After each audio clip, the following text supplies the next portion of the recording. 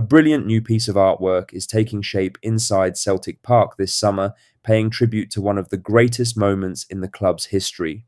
We have also got a major story developing around the Backroom staff contract situation, a journalist being called out for a truly remarkable claim about Derek McInnes after the title win, and a fun one to finish as Chris Sutton reacts to Scotland's World Cup opener. Let's get into it. But first, make sure you like this video and subscribe to the channel for more Celtic content.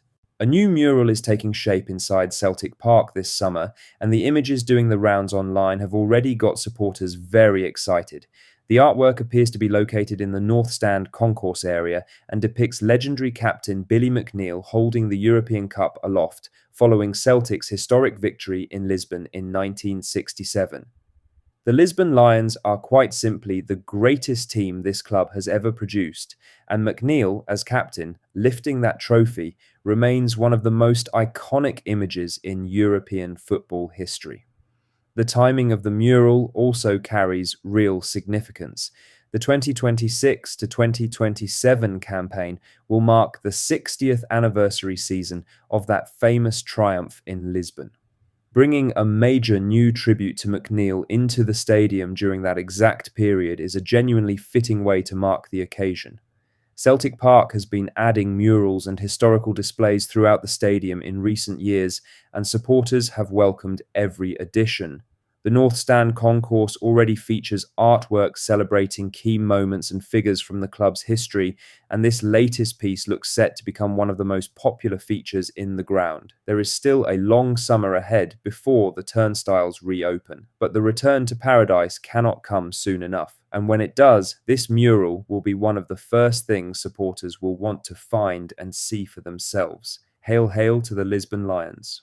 Now, for the main story, as the contract situation surrounding Sean Maloney and Mark Fotheringham has been called out as totally and utterly bizarre, with the handling of two coaches who helped deliver a domestic double drawing, serious criticism from within the game. Reports emerged last week that both coaches had allegedly been offered substantial wage cuts and were effectively told to take the deals or leave. Those same reports suggested Martin O'Neill was unhappy with the situation and had already challenged the club's hierarchy in an effort to get better terms secured for the two men. Former Hibs forward Tam McManus has been the most vocal in calling this out. Speaking on PLZ Soccer, he said, "Now you're talking about Sean Maloney and Mark Fotheringham to take wage cuts, which is totally and utterly bizarre. If any two guys earned the right to go in and ask what they want and get what they want, it's those two, and Martin." The wider picture around both coaches makes this even harder to understand. Maloney remains employed by Celtic in his player pathway manager role, so he has not simply been brought in from the outside. He has been here. He answered the call, stepped into chaos, and helped deliver two pieces of silverware. Fotheringham earned glowing reviews from the players who worked with him throughout the run-in. Former Celtic striker Tony Watt recently said through the grapevine that players love him and described him as a very, very good coach. O'Neill repeatedly praised both men publicly during the title run-in. That is not accidental. He was making clear how important they were to everything that was achieved. Celtic have a window open, a Champions League qualifier on the horizon, and a squad that needs rebuilding. The last thing the manager needs is unnecessary uncertainty around his own coaching team before a ball has been kicked. This needs to be resolved immediately. In other news, a journalist has been called out for what is being described as a truly remarkable claim in the ongoing meltdown over Celtic's title win. Nearly a month has passed since Celtic completed one of the most dramatic title victories in recent Scottish football history. Arnie Engels' equaliser, Dyson Maida's breakthrough, and Callum Osman's injury time goal sealed a 3-1 win over Hearts at Celtic Park that clinched the championship on the final day. That was football, played on the pitch, won on the pitch, yet the reaction in some corners still has not settled down. Hearts goalkeeper Craig Gordon branded the outcome an injustice.